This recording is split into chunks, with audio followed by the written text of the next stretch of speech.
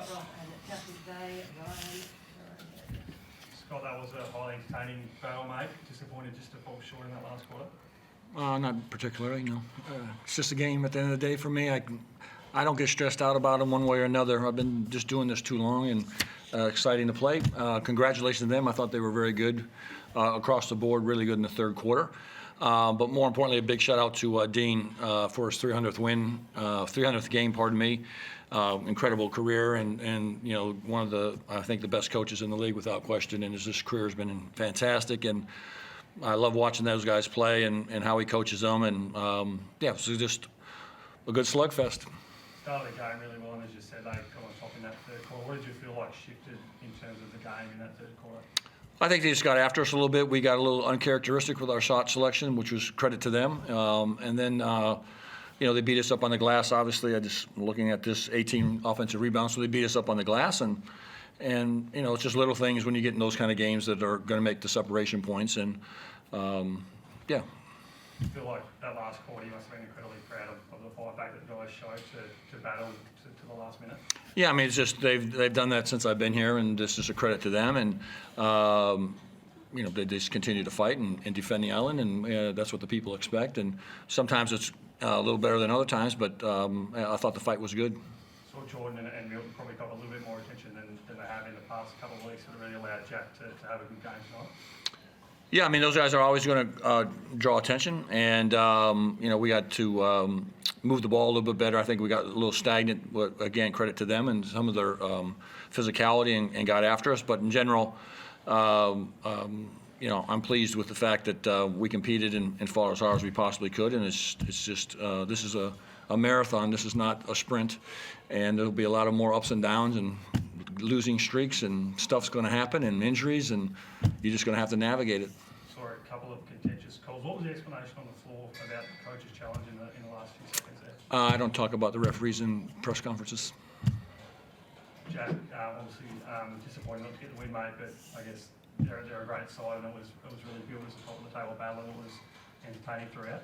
Yeah, I mean, they're the games you love to play in, especially at home. The fans love it. They're bringing energy, and that's what you train for. It's what you live for, those types of battles. And yeah, they're obviously disappointing, but it's good fun being out there and battling with great guys next to you. What was the feeling on the floor in that third quarter, mate? It really felt like they were able to wrestle the momentum back in their favour. Yeah, they did a good job, and I mean, that's what good basketball teams do. And so we always come together. We're always keeping it like positive. We're getting around each other. Timeouts are always productive, and we're working what we can do to fix problems which are happening fast out there. But we always got each other's arms around each other and competing together. Mentioned that Milton and Jordan probably copped a little bit more attention than the weeks gone by, but I feel like their ability to bring other players into the game, guys like yourself, was evident tonight, and really showed that, you know, when they're down personally, they can bring their teammates into the game. I love playing with them. I mean, they're the type of basketball players I want to be around. I'm learning from Milton Doyle and JC every single day, and they're kind of the level that I want to be at as a basketball player. So when I'm competing out there, competing against them every single day, that's the stuff of dreams, and they're making everyone around them better, whether it's on the court or off the court. Personally, you must be happy with your own start to the year. I don't know. I'm my hardest critic, so I always feel like I can do better. I always kind of feel like I'm playing at like 40% of what I'm capable of, and I think that's what sport's all about. So I don't know. I definitely am not sitting back satisfied. That's for sure. So yeah, never.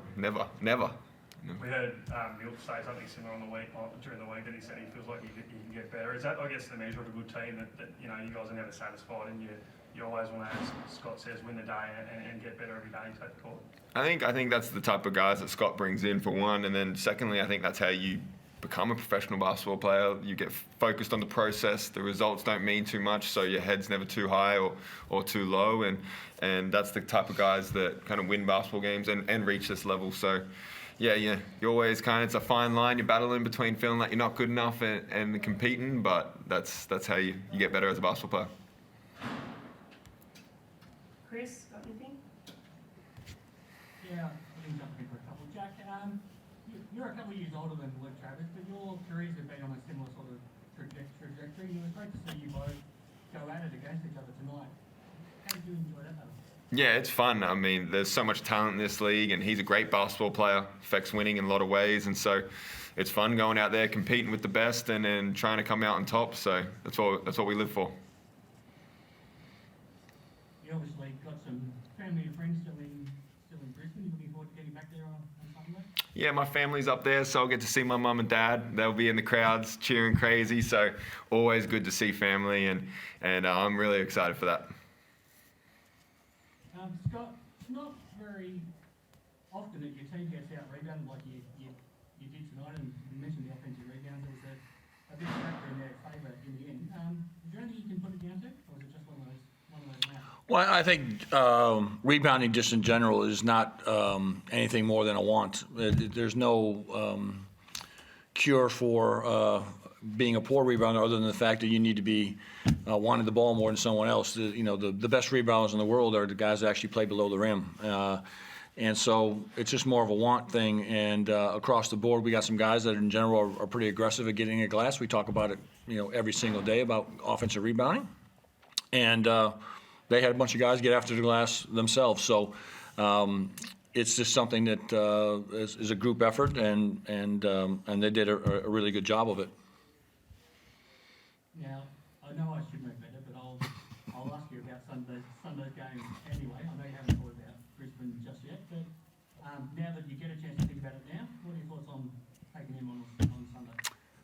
I haven't watched them play. I don't know anything other than the fact that I got to get on a plane tomorrow, Chris. I don't know anything other than I'll start to watch some film tomorrow. I'm going home tonight to watch one of my favorite series on TV and finish that up. And then I'm just on the plane tomorrow just doing my thing. Every game is going to be a dogfight. You're on the road. It's tough. It's going to be an electric building over there in the afternoon, and it's fun. Like I said, I'm living my life, my friend. This is just where I am, and I'm enjoying myself. I love this team. I love the guys I got around me. But I haven't watched Brisbane, and I won't watch Brisbane until tomorrow morning when I get up and start to go through what we need to get done for that game. Well, before then, I have to ask, what are you watching tonight when you get home? Well, I just got done with Pine Gap. That was just finishing up with that. I'm on the Billy Kid right now, and Hidden Assets. So I got a variety of things that I'm on, and that's my evenings with my wife, and I'm going to go home and have a sandwich and watch that for about an hour and a half and enjoy myself. And if I can get a cigar in, I will before midnight. Enjoy. Appreciate it. Thanks, guys. All right.